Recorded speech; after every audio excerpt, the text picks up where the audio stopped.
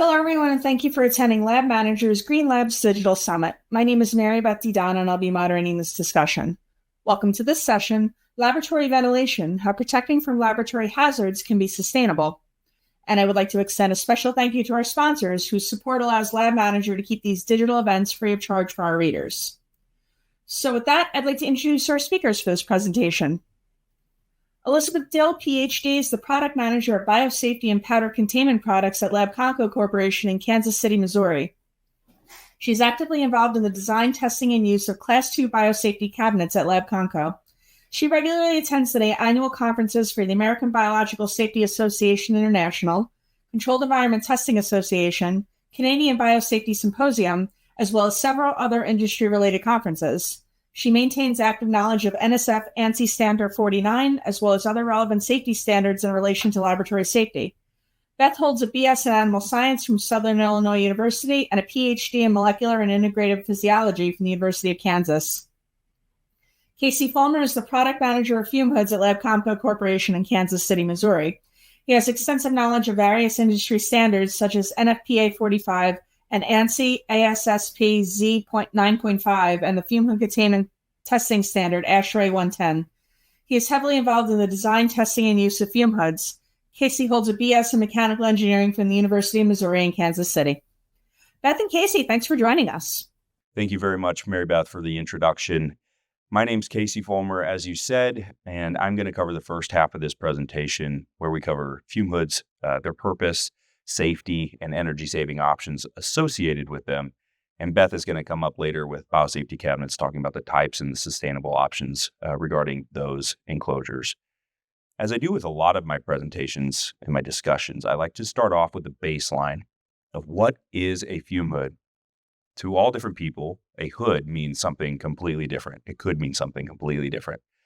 So the baseline of a fume hood is that it's a ventilated enclosure that allows a user to handle harmful or toxic fumes, vapors, gases, aerosols, or anything like that if they were to otherwise breathe, or they might get sick or die. The purpose of them is to protect the user, not the product or the inside. Whatever's in the lab air is going to go into the hood. It only cares about protecting the person. And I do think it's important here. I know that this is a sustainability summit, and that's the primary purpose here. But these are exposure control devices, and safety should be the most important decision whenever considering what type of enclosure or how to handle it, how to install it, or anything like that. Safety should be considered first. Moving on, there are some terms that I want to address right off the bat. I'm going to reference these later on in the presentation, so it's important that these are covered and that we're all on the same page of what each of them means. The first is face velocity, and that's the speed of the air as it enters the hood at the face opening. It's measured in feet per minute. Also, airflow or volumetric rate is a better definition of that. That's the amount of air or the volume of air that's pulled through a hood in a period of time. It's measured in cubic feet per minute. The third term that's important is sash height. So all this is the designed height, the designed opening of the sash, and it's measured from the work surface. All of this is really important because it's all associated with a hood and how it's able to be, or the hood's energy consumption is all related to these factors, and they're all related to each other through this Q equals VA. So volumetric rate equals the face velocity times the area of opening. Okay, this is a lot of setup, but it's all worth it in the end. As we continue into fume hoods, fume hoods are large consumers of energy in a lab. For instance, lab air is very expensive. It features what is called single pass air. For instance, the room that I'm sitting in, a conference room that I am sitting in, the air is not typically or terribly expensive. The air will heat up, it will recirculate, it'll cool down, and that's not a terribly expensive process.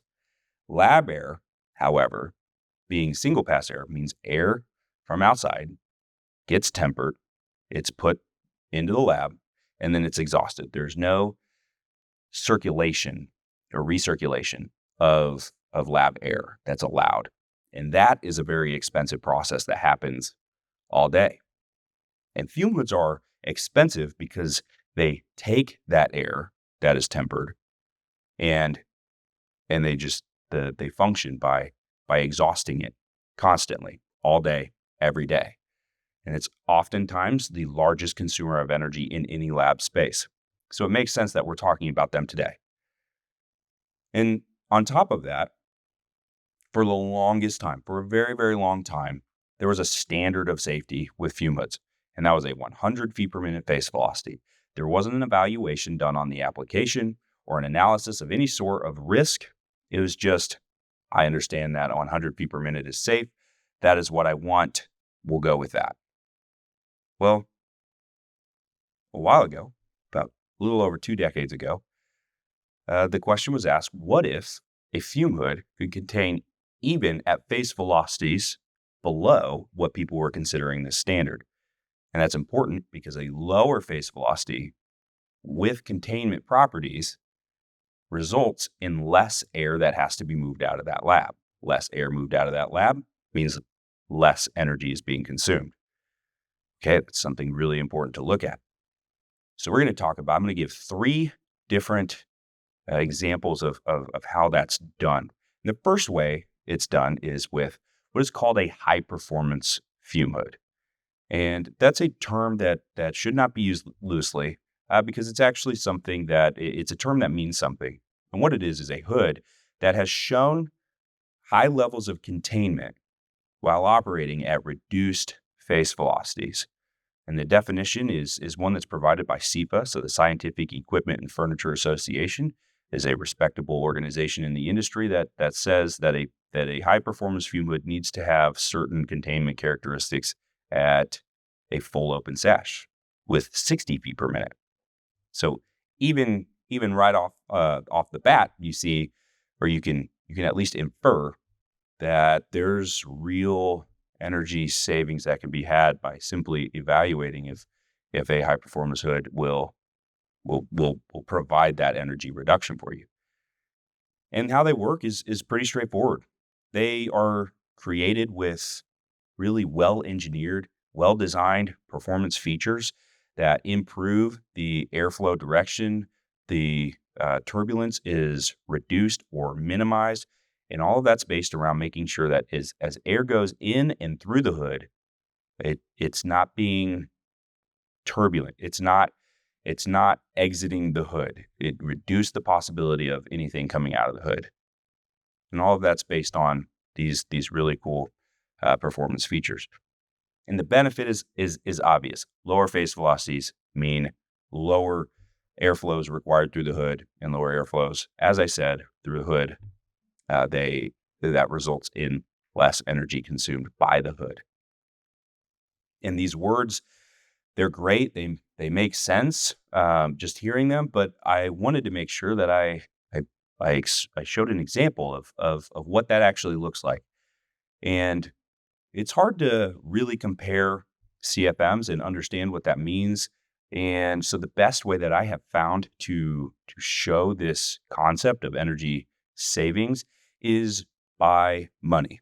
I think everybody speaks the language of money, and seeing the money savings from the energy is a good way of doing it. So what I have here is an example of a 6-foot fume hood. I've given an arbitrary sash working height, and I've attributed an $8 per CFM average. So what that is the amount of money per CFM it takes to run that hood per year.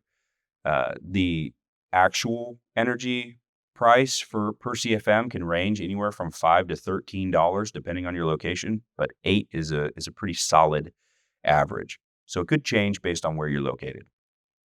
And so for this hood, for a conventional hood, and when I say conventional hood, I mean a hood that does not have the high performance capability. It cannot contain with lower face velocities. And so taking that conventional hood and running it at 100 feet per minute, you can get it about an average of 800 CFM. Keep in mind, 800 CFM is actually a pretty generous number for 18 inches open. And then you compare that with a high-performance fume hood, which has a face velocity of 60 feet per minute, again, based on what is determined as safe for containment. And it requires 475 CFM. I'm not going to go through everything that's shown on the chart here, but you can see in the net savings based on consumption of CFM, of CFM required by the hoods, that the savings are immediate. In the first year alone, it has an energy savings of $2,600 about. That's not a small number and should be very much considered. High performance fume hoods are not the only way to reduce the consumption of energy of your fume hood.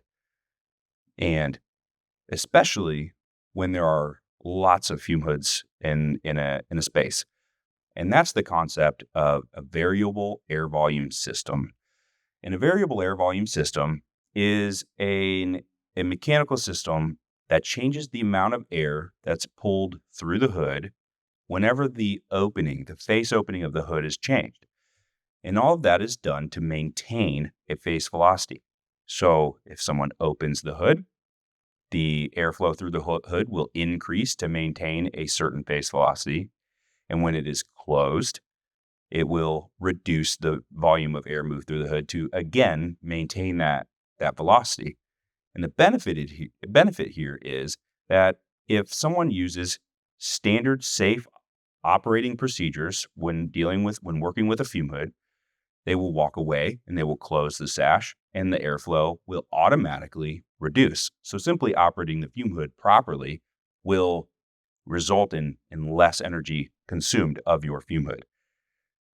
And they're done using valves in the mechanical system, controllers that are located on the fume hood, sensors that relay this information to the valve. It's a very sophisticated system. Like I said, the benefits are also obvious. Less air is consumed when the hood is shut or not in use, and there's greater incentive to maintain the hood's active status, keeping them on. A lot of customers, a lot of end users like to turn off their hoods whenever they're done using them. But if it's not done properly, or if the hood is not installed on a mechanical system set up to handle that on-off status, well, it might be inducing unnecessary risk in your lab space. And then also, finally, the design face velocity is maintained, which is a safety decision. You make that decision based on a lot of different factors to avoid risk. And if you say, I need 80 feet per minute face velocity, no matter what, well, you're going to get that with the variable air volume system. Very beneficial. The downside is that the startup costs are typically very high.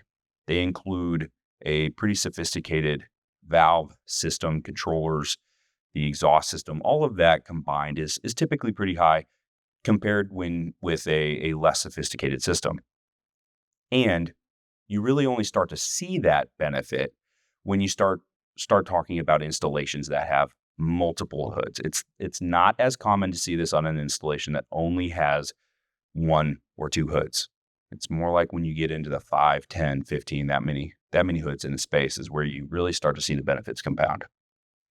But again, like I did with the high performance hoods, I wanted to show what this looks like. Again, in dollars.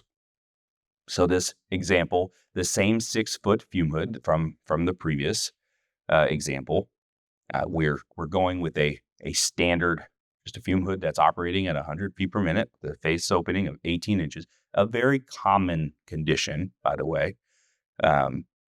And on a hood with a hood that is not on a variable air volume system, we assume that the hood is always on to maintain safety. By the way, industry standards suggest that it's always on, and if it's turned off, to do it in a specific way to make sure that everything's clean and no risks are induced. But in this scenario, we're going to keep it on. And it requires, again, 800 CFM. And for the variable air volume system, for this, we're going to assume that the hood is in operating condition for 8 hours a day, and then not in use for 16 hours a day. Keeping in mind that throughout the day, the hood will be closed periodically, and someone will not be using the hood. The hood's airflow will reduce. So this is just an average. The average CFM would be 400 CFM. Okay, so how does that look? Again, the savings are immediate.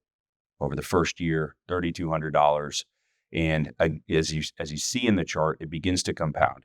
And when you compare that with if you start talking about one hood, two hoods, three hoods, 10 hoods, 15 hoods, the savings become very obvious. And this is a great option, and is one that is implemented everywhere. If you have a sustainability initiative, it's an excellent option to look at the BAB, because it allows you to also keep the hood on and maintain the safest possible conditions.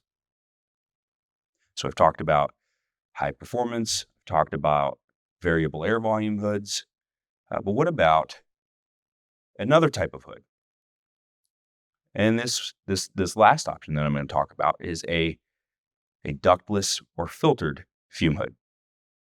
So what is it? Well, it's exactly what it sounds like. It is a hood that recirculates 100% of the air that's moved through it. Air goes in, it's cleaned, and then it's exhausted out the top of the hood.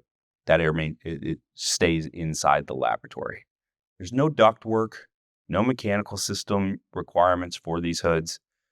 It's all within the fume hood structure. And the way they do this is they feature carbon filters. And as chemicals are moved through those filters at a very optimal speed, the carbon in those chemicals adsorbs to the carbon in the filters. And then that chemical bond results in just clean air being exhausted out the top of the hood. The important thing here to note is that in industry standards such as ANSI C9.5 or NFPA 45, it references the need for a redundant, fully redundant backup filter on top of the hoods. Consider it where the filters in the primary location, they get loaded. Well, if you have a secondary fully redundant backup filters, that ensures that even if the filters in the primary location are loaded, all chemicals that are moving through there are being captured by the secondary filters. And there's no inadvertent risk or extremely reduced risk for secondary exposure to any of those hazardous chemicals. And the benefits are obvious. It's entirely independent of any mechanical system. And so if there's no exhaust air that's required to be moved through this hood, that means there's no supply air that's required to be moved to the lab to support that air. So all energy, I'm going to say this twice, all energy associated with exhausting air is conserved. All energy associated with exhausting air is conserved. So that $8 per CFM does not apply here. It's a great option for the right customers. Keep in mind, I mentioned the right customers. If you have a desire to look at these, complete a chemical assessment first, because you will need to do that to verify that these are compatible with your process and your chemicals and everything that's going on within that hood. The downside of these hoods is that compared to ducted hoods, there are limited applications that are available. It's typically best served for repeatable chemistry. And so if you're in a research facility, it might not have the bandwidth to supply your needs like a ducted hood would. As I've done with the other hood options, I'm going to touch on what that looks like monetarily. Again, I'll highlight the examples. We have a 6-foot hood with an 18-inch sash opening, base velocity 100 feet per minute. We've talked about that. We have a high performance fume hood, again, one that we talked about, 60 feet per minute base velocity. And we're going to assume that there's about $800 a year for electricity to run the exhaust fan and various things like that associated with other parts of that hood. And then the ductless hood is the variables associated with that. What do you need to account for of for ductless hoods every year? Well, you need to account for the energy it takes to energize the electrical components on the hood, but then also replacement filters. Keep in mind that this $2,000 a year is pretty arbitrary, and it's associated with purchasing filters. So even though these numbers look great, they're actually better than they look, because the amount of money associated with the energy consumption of those hoods is significantly less. But looking at this chart, the savings are, again, just they're obvious. Over a few years, the hoods end up paying for themselves. The important part here is to always consider safety. And I want to cover a scenario that exists where, well, you don't need to just select one of these options, especially like if you have a lot of different hoods in your space, multiple hoods. Well, you don't need to settle for just one. A multi-hood installation can have ductless hoods. It can also have high-performance hoods on a variable air volume system. So consider that. The benefits are in its safety. Okay, your lab space has a predetermined air exchange rate within the lab. And ducted hoods move air. That's awfully convenient. You can move your air exchanges through your ducted hoods, which you would have to do regardless of the hood capacity in the laboratory. But doing that through the ducted hoods means that you're effectively using that airflow in the lab, and you also have quality hoods keeping users safe. Another benefit is the obvious efficiency that's applied here. You have, again, the airflow that you're going to move through that lab anyway is effectively being used through the ducted hoods. Filtered hoods expand your lab's capacity while not consuming any air. And the ducted hoods, whenever they're not in use, will use even less air. This is great. This is every process that we've talked about all combined. And then not to mention the flexibility that exists. The ducted hoods and the filtered hoods really complement each other very, very well. The filtered hood or the ducted hoods allow you to use maybe different applications or different chemicals that might not be compatible with ductless or filtered hoods, while filtered hoods allow you to have increased capacity in your lab space while meeting your sustainability goals of your building, of your lab. So all of these things together make a what I call kind of a perfect marriage of these types of products. And fume hoods are very energy intensive. They will need air to be moved through them. But if you do an evaluation on your lab, you determine what is needed to be safe, well, then you can make these energy decisions to then get your lab efficient. Last note I have is that fume hoods must be safe, and they should be efficient. So focus on safety, and then the efficiency, the sustainability will follow. That's all I have. I'm going to let Beth take over from here, and she's going to cover the biosafety cabinet side of this. Thank you, Casey.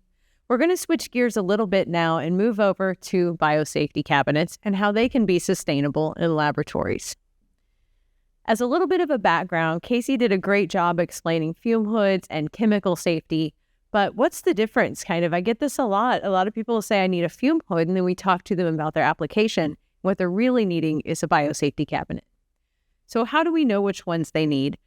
Casey did a great job of explaining how fume hoods handle fumes. They pull room air in, they exhaust it out, and they protect the user from those volatile chemicals. When we're talking about biohazards, we're talking more about particulates. And in particular, those are things, bacteria, viruses, things of that nature that can affect any plant, animal, or human and have a detrimental effect to their health. The reason we can't handle these types of biohazards in a traditional fume hood is because there's no filter to stop them. If I were to be working with something, say like tuberculosis in a fume hood, it's going to exit the building, exit the exhaust system, and then be in the environment in an active state. So we don't want that. We need to be sure we trap that chemical or that biohazard. There are several organizations out there that allow us to classify how we need to handle our biohazards. The first and foremost guide here in the United States would be the BMBL guide put out by the CDC. Canada also has a guide, as well as the World Health Organization. These guides will help everyone understand what type of cabinet is needed, and not only what type of biosafety cabinet is needed, what kind of room controls and what kind of other things like PPE are required to work with those specific biohazards. Typically, in the world of biosafety, the various biohazards are classified by what we call a risk group. This translates into how the laboratories are rated, usually BSL 1 through 4. So what is a biosafety cabinet? Biosafety cabinets are protective enclosures that provide safe handling of biohazardous materials like bacteria and viruses. There are two main classes of biosafety cabinet on the market. The first class would be a Class 1 BSC. And this type of BSC is very similar to a fume hood with two exceptions. One is it typically recirculates back to the lab, and two, it has a HEPA filter in the top of it. So it pulls air into the front of the enclosure, similar to a fume hood, and pushes it through a HEPA filter, removing any of those bacteria viruses, and then it recirculates back to the room. This type of BSC, Class 1, provides personnel and environmental protection.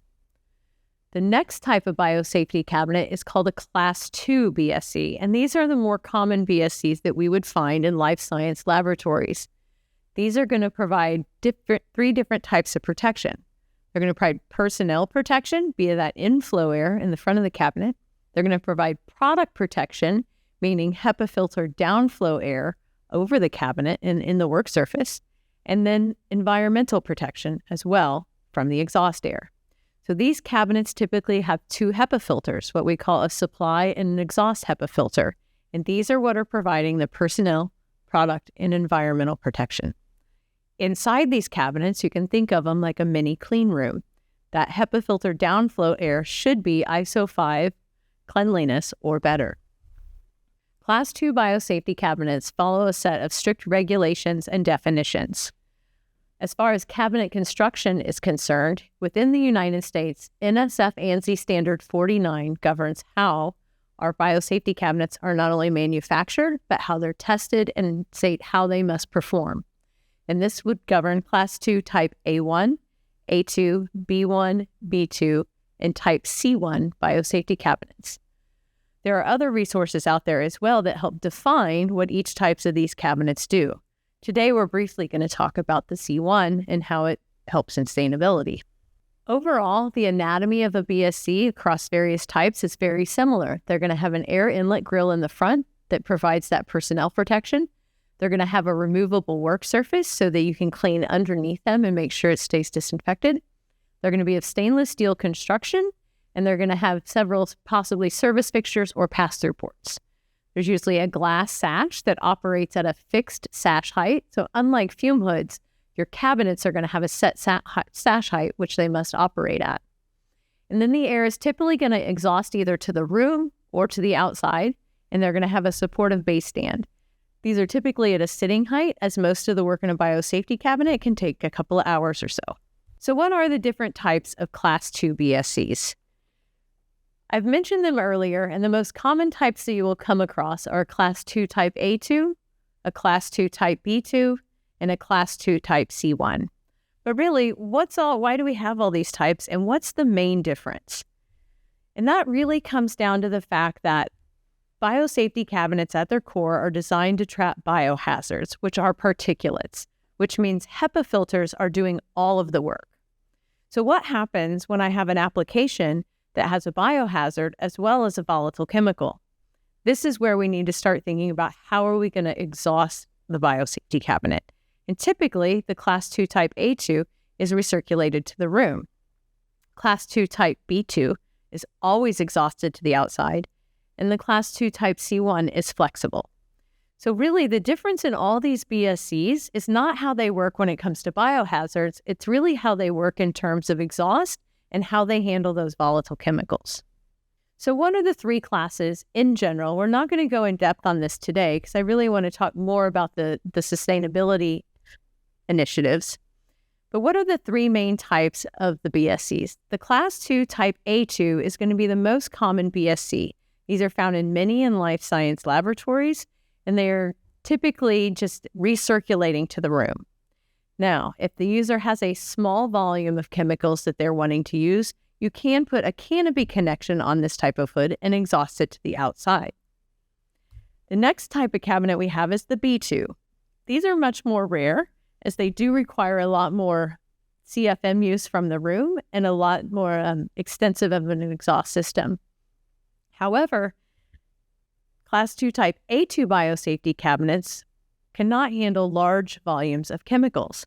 So what happens when we have a larger volume of chemical that we need 100% direct exhaust on? That's when we have to move to the Class 2 Type B2. These can also come with an expensive installation and operating costs because of some of the requirements for these cabinets.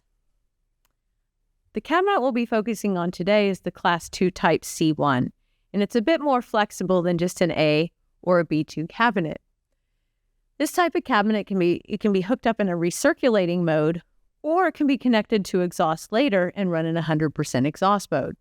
The reason we can't do this with a standard Class 2 Type B2 cabinet is that the Type B2 cabinet must have a remote blower to exhaust, meaning it doesn't have an internal exhaust blower. So if I decided I didn't want my cabinet to exhaust anymore, I can't just unhook it from the exhaust and have it recirculate back to the room. And the downside to a Class 2 Type A2 cabinet is that it's always going to require a specific type of thimble connection and can really only be used for small volumes of chemicals. For two reasons. One is because the part of the air recirculates back through the cabinet, which could lead to a buildup of chemicals over time. And the second reason that with a Class 2 Type A2 cabinet, the most important thing about containment on a Class 2 cabinet is biohazard containment. So should you have an exhaust failure on a Class 2 Type A2 cabinet at the remote level, your building exhaust fails, some of the air could come back out the top of the canopy as the cabinet is going to maintain biocontainment and will still need to exhaust that air somewhere. So the Class 2 Type C1 is the only type that can really kind of work in what we call an A mode, where it recirculates back to the lab, or you can connect it to exhaust and it provides direct exhaust for those higher volumes of chemicals right in the center of the work surface. The Type C1 also offers several additional safety features over the A2 and B2 cabinets. Now, what does this look like when we start to compare them all? Again, we mentioned earlier that the main difference in all these types of biosafety cabinets is how they work with chemicals. The biohazards, they all function the same. But when it comes down to those volatile chemicals, how do they work? So because of the limitations of the Class 2 Type A2 recirculating some of the air within the cabinet and having that canopy connection, it can only be used with small volumes of chemicals. The Class 2 Type B2 is suitable for larger volumes of chemicals because it has that single pass airflow, but the Type C1 can be used with both. Now, the next part about kind of the sustainability aspect of this is how easy are they to connect to exhaust? Typically in a laboratory, you're going to have a general lab exhaust system in which several hoods can be hooked up to operate. This is the case with the Class 2 Type A2 and C1, but not the case with the Type B2. Type B2 cabinets require, per several standards that are out there, laboratory standards like ANSI, say that these should have their own dedicated remote blower. And the reason for that is when you try to connect several Type B2 cabinets on a system together, they often don't play well with each other. Now, the Type C1 is the only cabinet that also has an extra safety feature to help protect the user from chemical exposure during a remote exhaust failure. Now, how do we measure sustainability in these cabinets? Once you connect a cabinet to the outside, it behaves very much like a fume hood. And in that spot, we're starting to talk about how many cubic feet per minute of air is exhausted out of the room.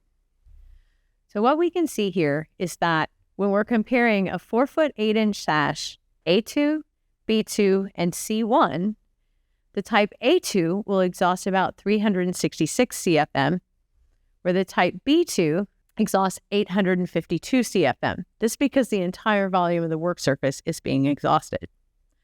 The type C1 cuts that volume more than in half just because it's only directly exhausting the center portion of that work surface. The side areas of the work surface where you don't have open chemicals is allowed to recirculate. This really cuts the energy requirements for this hood down dramatically. The other initiative that can help in sustainability with these cabinets is in static pressure. This is how hard those blowers have to work to pull the air or push the air through the systems. Now, in a type A2 and C1 biosafety cabinet, each of these cabinets have a blower internally that help with the exhaust air. They're helping push that air through the HEPA filter before it's picked up by the remote exhaust system on the other side. Since Class 2 Type B2 biosafety cabinets don't have an internal exhaust blower, the remote blower must do all the work to pull that air through the HEPA filter. This means that over time, the static pressure requirement for a B2 will increase as the filter loads. This can be anywhere up to about 2 inches usually over the HEPA filter lifetime. Another thing that's to consider when you're talking about operating cost and sustainability is the long-term costs of operating these types of cabinets. Upfront installation costs for the different types of cabinets is listed here. You will see that the A2 with canopy, and C1 are relatively similar in cost. This is because they assume there's already a general exhaust system there that they can connect to. The B2 cabinet is much higher of an upfront cost because of the cost of the remote blower, the ductwork, and making a penetration in the roof for that individual single exhaust stack. Over the lifetime of a biosafety cabinet, as far as service and HEPA filters to the BSC only, they're all pretty similar. When we start to look at the 15-year lifetime operating costs based on $8 per CFM per year, this is where we really start to see the cost savings adding up. You'll see that over time, the A2 with canopy and the C1 are relatively similar, while the B2 is almost twice as much. This is because of the CFM amounts exhausted by a B2 are that much higher. So when we look at the total estimated installation and operation costs for these types of cabinets, we see that the A2 with canopy, and C1 are about half the price of the B2. However, you can't just assume that an A2 or A2 with a canopy is going to work for your users when you don't know what they're doing. They may be working with a chemical that requires that higher amount of exhaust. That's where the C1 really comes into play. So in summary, the Class 2 Type C1 biosafety cabinet increases flexibility and use across multiple lab types, incorporates increased safety measures, it decreases building exhaust requirement, increases the flexibility of general exhaust systems, and decreases overall the long-term operating expenses compared to Class 2 Type B2 biosafety cabinets. So I hope Casey and I have done a pretty good job of explaining to you today why selecting the correct laboratory equipment can go a long way in increasing your overall sustainability in lab design. Thank you, and we'll take any questions. Okay, great. Thanks very much, Casey and Beth, for a wonderful presentation. So at this point, we are about ready to move into the Q&A session with our audience. So also joining Casey for this Q&A is David Wasesha, Director of Biosafety Products for Lab Conco. So I'll invite you to join us for the Q&A, and we can jump right in here. So I believe the first question we have here from our audience is, why would I choose a Type C1 over a Type A2 BSC if they can both be exhausted? A great question. So, again, after a pretty thorough application analysis, you may find that you may have additional chemical volumes that exceed what would be satisfied for a safety level in an A2 biosafety cabinet. So with an A2, you have a certain level of recirculation, typically between 60 and 70% of the air volume is recirculated into the cabinet, which if you're exhausting or creating a lot of chemical vapors in the biosafety cabinet, that would create a concentration over time that would build to potentially exceed a lower explosive limit, or even a fraction of a LEL that may be acceptable by your organization. So at the same time, you can canopy vent in A2 when you're working with chemicals. You still have that recirculation at all times. So by moving over to a C1, you still maintain the same benefits of an A2 connected to the building, lower exhaust volume, and an easier connection to the duct system. But at the same time, the C1 would get you a dedicated exhaust area that would work much more like a B cabinet. So you have full protection from higher volumes of chemicals without risk of recirculation. All right, wonderful. Thanks. Let's move on to the next question. You mentioned the real benefits of a filtered hood are when the requirement for airflow exceeds the ACH for the lab. In the case where that threshold isn't crossed, are there still benefits for filtered hoods?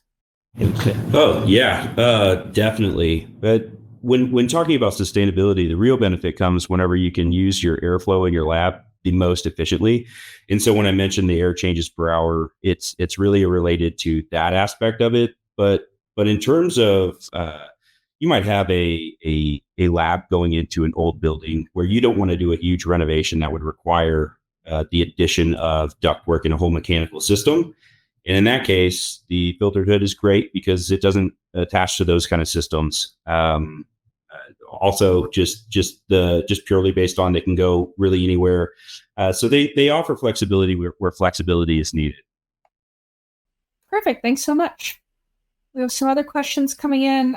This one says, does installing a VAV or ductless hood in place of an old CAV require increasing the lab air ventilation rate to meet required total air changes? That's a well thought out question. If your lab required that CAV hood, if it was relying on that CAV hood to meet the ventilation rate, then yeah, you would have to probably look into making sure that the existing system could either be turned up or it could be modified to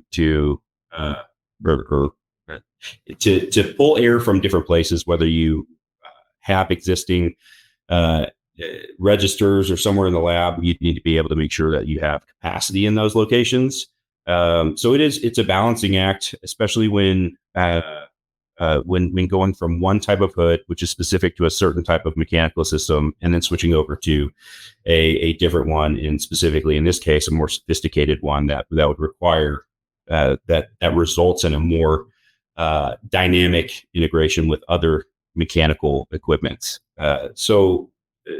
Yes, realistically, if you are not at your air exchange rate that you need, you will need to pull that from somewhere else for sure. All right, wonderful. Thanks. This next question, I think we have time for a couple more. Let's go with, for high performance versus ductless hood savings calculations, was turning off the hood overnight and on the weekends included? I love that question because it gets me the option or the ability to talk about safety. Whenever you're looking at the savings, I want to first address what is safe practice. Most industry standards, ANSI Z95, NFPA 45, other respectable standards will recommend that if possible, the fume hood remains on at all times. And if it's turned off, it has specific requirements to allow that, such as making sure that the hood is completely decontaminated, as well as making sure that there's adequate backdraft prevention in the ductwork to make sure that nothing's reentrained back through the fume hood. Those are all great, but more in theory and less so in practice. The reality is when people turn off fume hoods, it's not often or not all the time where both of those things are fully met, both of those requirements are fully met. And so our recommendation, and the recommendation is consistent with the recommendation in the industry of maintaining the hood operation constantly. If you do have really strict SOPs that require the diligent cleaning, the hood in that instance can be turned off. But our stance is to play it safe, fail safe, and remain on. Great, thanks. I think we have time for maybe one more question. Do you have guidance on closing the sash when the blower is on? My understanding is that closing is the safest option as the glass provides a physical block, or is it dependent of the model or type? Another great question. So, in terms of barrier between the outside, the lab environment, and the inside of the hood, there's no question that shutting the sash fully on a BSC is going to create a full barrier. So you would have, a complete protection from any cross drafts and everything like that. At the same time, the idea of leaving the sash at working height and the blower on, the cabinet is designed to create an intense air barrier between the outside and inside in that state, so that when you're working, you have equal protection. So it really depends on the plans for the space around the biosafety cabinet. Certainly, it doesn't hurt to leave a modern biosafety cabinet, at least most of them, on for 24/7 operation. So I would say it depends. If there's a lot of activity around the biosafety cabinet, I would take care to shut the blower off and close the sash between uses. If there's not, either that option or leaving it to run full time would be completely acceptable.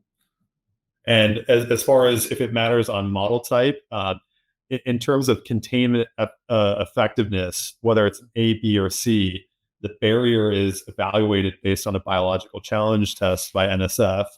And that test does not change between an A, B, or C. So they both, or all three of them, provide the same level of protection and safety factor at the front of the cabinet. Okay, thanks. If you have time for one more, maybe I'll do another one.